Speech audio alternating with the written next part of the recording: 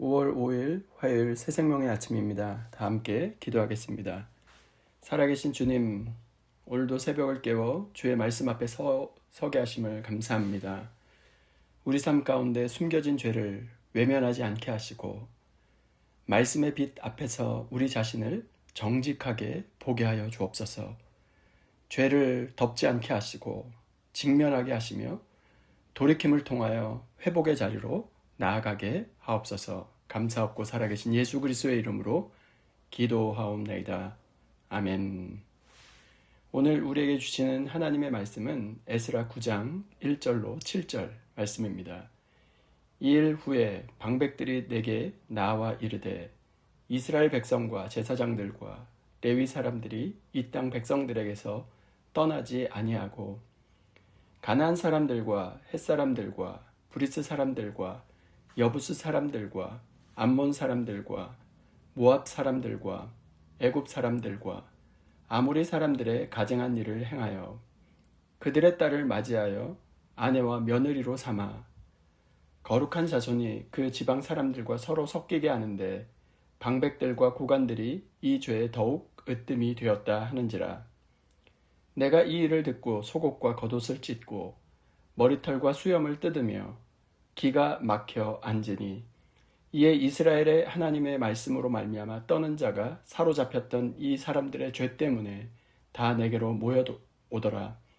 내가 저녁 제사 드릴 때까지 기가 막혀 앉았더니 저녁 제사를 드릴 때 내가 근심 중에 일어나서 속옷과 겉옷을 찢은 채 무릎을 꿇고 나의 하나님 여호와를 향하여 손을 들고 말하기를 나의 하나님이여 내가 부끄럽게 낯이 뜨거워서 감히 나의 하나님을 향하여 얼굴을 들지 못하오니 이는 우리 죄악이 많아 정수리에 넘치고 우리 허물이 커서 하늘에 미침이니이다.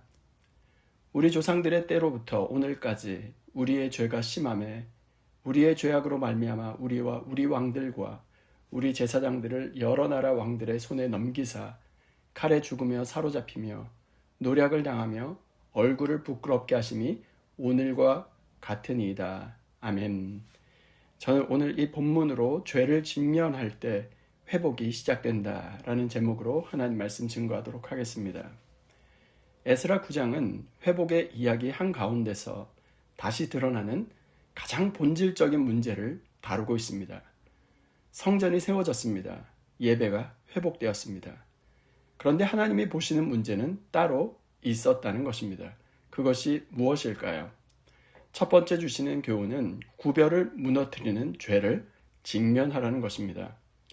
에스라 9장 1절 하반절 말씀입니다. 애굽 사람들과 아모리 사람들의 가증한 일을 행하여. 여기서 우리가 반드시 놓치지 말아야 할 단어가 있습니다. 그것은 바로 가증한 일입니다. 이 단어는 히브리어로 토에바라는 단어를 사용하고 있는데 이 뜻은 단순히 잘못했다라는 말이 아닙니다. 하나님이 미워하시는 것, 하나님과의 관계를 깨트리는 것, 하나님 자리에 다른 것을 두는 삶을 뜻하는 것입니다. 구약 성경에서 가증한 일은 대부분 우상 숭배적인 삶을 의미합니다.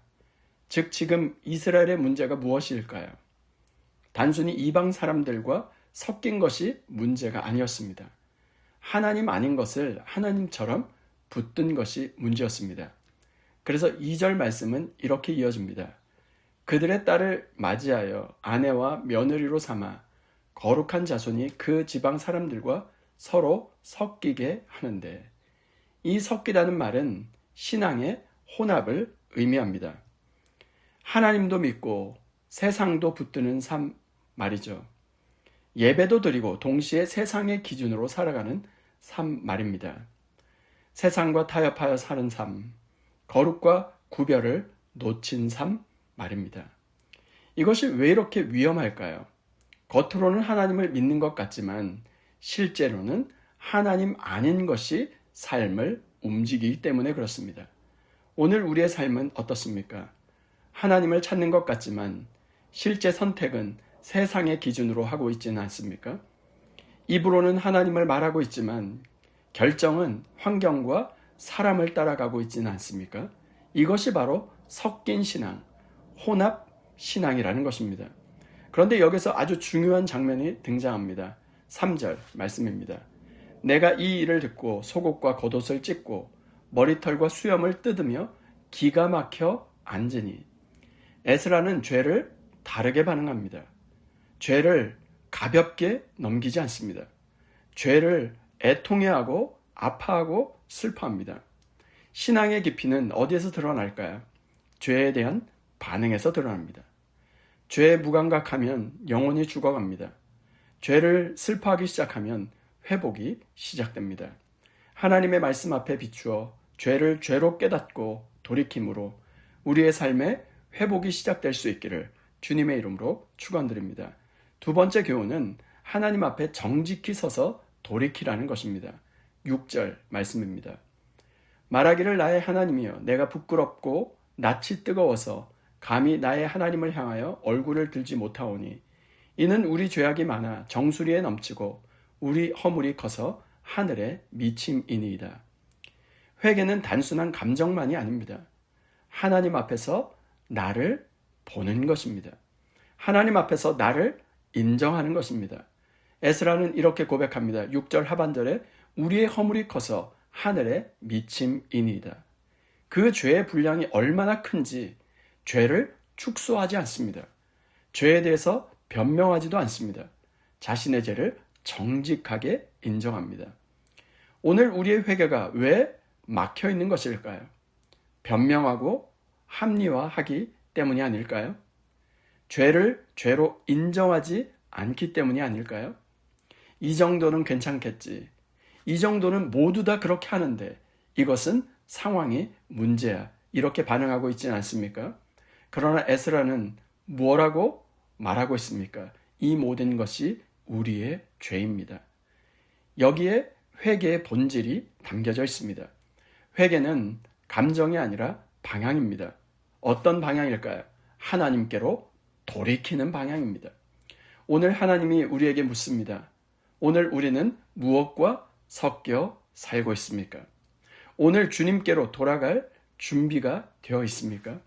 오늘 이 새벽에 섞이고 혼합된 모든 죄를 죄로 직면하고 하나님 앞에 정직하게 서서 돌이킴으로 우리의 삶에 막혀있던 회복의 문이 열리게 될 수 있기를 주님의 이름으로 축원드립니다. 말씀을 마무리하고자 합니다. 회복은 언제 시작됩니까? 상황이 바뀔 때가 아닙니다.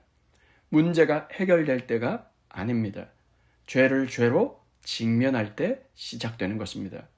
죄를 외면하면 그 죄로 인해 계속 묶인 삶을 살 수밖에 없습니다. 그러나 죄를 직면하면 하나님이 일하시기 시작합니다.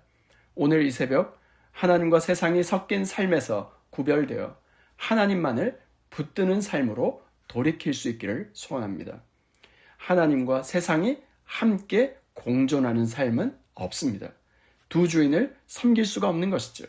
하나님을 선택할 때 세상이 내려놓아지고 죄를 직면할 때 회복이 시작됩니다. 하나님과 세상이 섞인 삶이 아니라 하나님만을 향한 순전한 믿음으로 돌이켜 막혀있던 인생의 길이 열리고 끊어졌던 은혜의 강수가 다시 흐르게 될 수 있기를 주님의 이름으로 축원드립니다.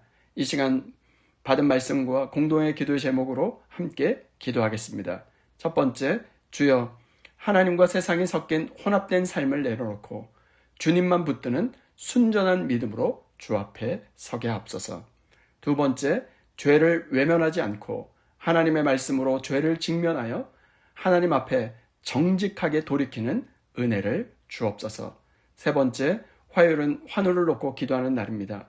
암과 각종 질병으로 무너진 우리의 육신을 고치시고 치유와 회복의 은혜를 허락하여 주옵소서. 공동의 기도 제목과 각자의 기도 제목을 주님께 올려드리며 함께 기도하겠습니다.